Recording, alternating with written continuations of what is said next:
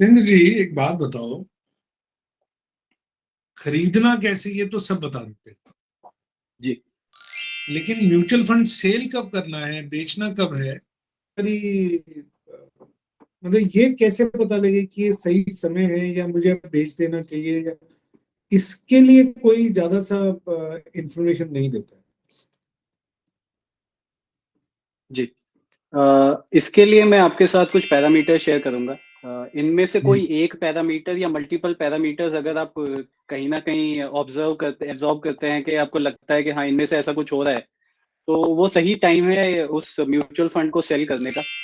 जिसमें सबसे पहला है फंड की परफॉर्मेंस को चेक करें उसके बेंचमार्क से। तो बेंचमार्क से मेरा मतलब है निफ्टी से, बीएसई से। अगर आप इक्विटी फंड में इन्वेस्ट कर रहे हैं और अगर आप डेट फंड में इन्वेस्ट कर रहे हैं तो उनके क्रिसिल रेटेड जो उनके बेंचमार्क्स होते हैं, क्रिसिल रेटेड हो गए, एसएनपी रेटेड हो गए, उनसे आप उसको कंपेयर कर सकते हैं। तो मान लीजिए, इसको मैं अगर एग्जांपल के साथ समझाऊं तो निफ्टी ने रिटर्न दिया पिछले 5 साल में, ये मैं एग्जांपल ले रहा हूँ, हाइपोथेटिकल नंबर्स हैं, 12% का रिटर्न दिया है निफ्टी ने, या बीएससी ने 12% का रिटर्न दिया। और मेरा जो फंड है जिसमें मैंने इन्वेस्ट कर रखा है वो दे रहा है मुझे 9.5-10%। Which means it's an under performance, मतलब निफ्टी को भी बीट नहीं कर पा रहे हैं। तो इसका मतलब ये सही समय है उस फंड में से निकलने का और कहीं और इन्वेस्ट करने का जो एटलीस्ट बेंचमार्क को बीट कर पाए। आप जो इन्वेस्टमेंट कर रहे हैं उसको करने का ऑब्जेक्टिव ये है कि वहां से रिटर्न्स जनरेट हो। अगर वो अपने बेंचमार्क को ही बीट नहीं कर पा रहा है तो इसका मतलब अंडर परफॉर्म कर रहा है और वो सही फंड नहीं है। तो उससे सही अब टाइम आ गया है उससे निकलने का। तो ये हो गया और ऐसा पहला पैरामीटर। कितने जी। साल में ये अंदाजा लगाना चाहिए? देखिए, ये आप अगर 3 साल के बाद, 3-4 साल के बाद करें तो ज्यादा बेटर है, क्योंकि शुरुआत में जब आप पोर्टफोलियो बना रहे हैं, इन्वेस्टमेंट कर रहे हैं, तो इमीडिएटली रिटर्न नहीं देगी। हाँ, आप ये जरूर कर सकते हैं कि उसकी पास्ट परफॉर्मेंस को चेक कर सकते हैं कि बेंचमार्क के साथ क्या रही है पहले।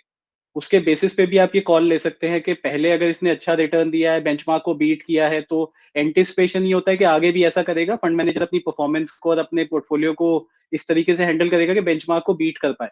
बट अगर ऐसा नहीं हो पा रहा है, आपको लगता है कि कहीं ना कहीं अंडर परफॉर्म कर रहा है, तो उसमें से एग्जिट करना ही ज्यादा समझदारी है। तो ये पहला पैरामीटर हो गया जिसमें आप बेंचमार्क के साथ परफॉर्मेंस को कंपेयर करते हैं। इसके बाद आप कंपेयर करते हैं उसकी फंड परफॉर्मेंस को अपने पीयर ग्रुप से, कि उसके जैसे ही जो फंड्स हैं वो कैसा रिटर्न दे रहे हैं। तो मान लीजिए उस कैटेगरी के जो टॉप 10 फंड्स हैं उनका रिटर्न एवरेज जो आ रहा है वो ऑलमोस्ट सिमिलर आ रहा है, बट मैं जिस फंड में इन्वेस्टेड हूँ वो उनसे नीचे का रिटर्न दे रहा है, मतलब कम रिटर्न दे रहा है।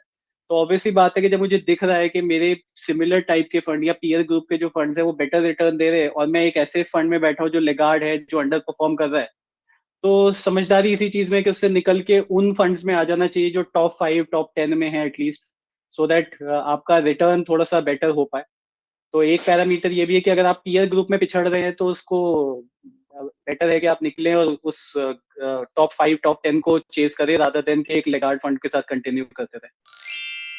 ठीक है। तीसरा पैरामीटर है, अगर मान लीजिए फंड मैनेजर चेंज हो जाता है। तो फंड मैनेजर वो इंसान है जो कि सबसे इम्पोर्टेंट है, क्योंकि वही है जो इस पैसे को मैनेज कर रहा है। वो उसकी टीम की जो मेहनत है वही रिटर्न वही एक फंड को अच्छा या बुरा बनाती है।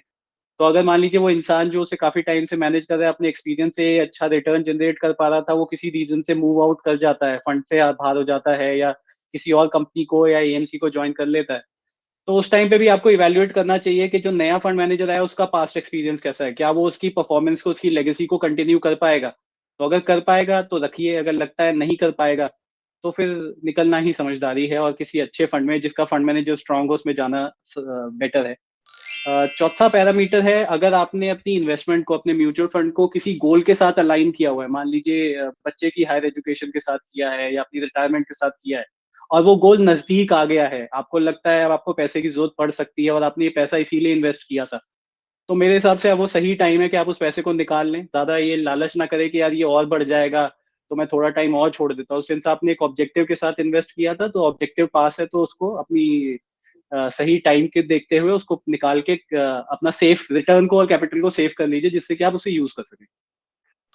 पांचवा पॉइंट या पैरामीटर मैं कहूंगा, अगर आपने गलती से किसी फंड में इन्वेस्ट कर दिया, आपने किसी से सुन के, किसी का देख के, कॉपी करके या किसी भी रीजन से एक ऐसे फंड में इन्वेस्ट कर दिया जहां आपको लगता है कि नहीं, ये मेरे पोर्टफोलियो के साथ और मेरी इन्वेस्टमेंट के साथ सिंक में नहीं है, मैंने गलती से यहाँ इन्वेस्टमेंट कर दिया, मुझे इस तरीके के फंड की जरूरत नहीं है, मेरा रिस्क प्रोफाइल इसको मैच नहीं करता है, मेरी इन्वेस्टमेंट स्ट्रैटेजीज को मैच नहीं करती है, तो निकल आइए, कोई जरूरत नहीं है उस फंड के साथ अटैच रह के उसके साथ हमेशा के लिए मतलब अननेसेसरी अपने पोर्टफोलियो में रखने का। लास्ट है, अगर किसी भी फंड का फंडामेंटल एट्रीब्यूट चेंज हो जाते हैं, मान लीजिए आपने लार्ज कैप फंड समझ के उसको इन्वेस्ट किया, यानी उसका नेचर चेंज हो जाता है। आपने लार्ज कैप फंड था तब इन्वेस्ट किया, किसी रीजन से उसके पोर्टफोलियो या कंपनी के डिसीजन की वजह से उन्होंने थोड़ा सा उसमें ट्वीक कर दिया, उसको large and mid cap fund बना दिया, क्योंकि उनमें मिड कैप का खा लिया उन्होंने।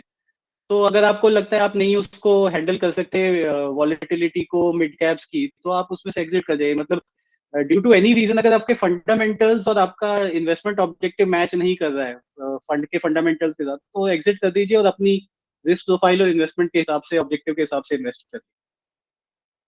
बहुत बढ़िया।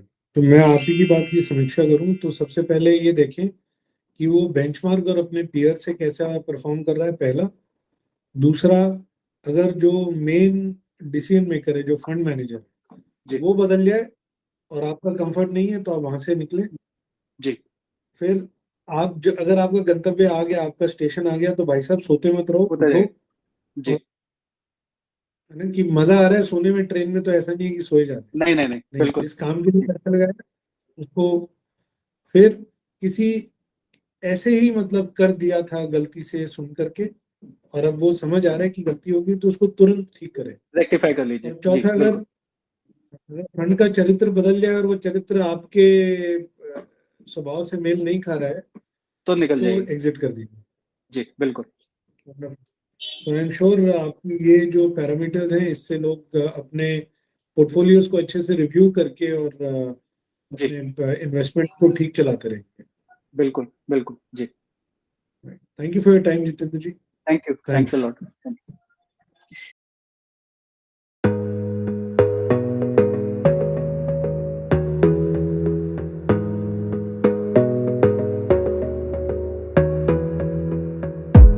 You gotta focus on yourself, on your faith, on your dreams, on your mind, on your health, yeah. You gotta work, never tell, keep your head down.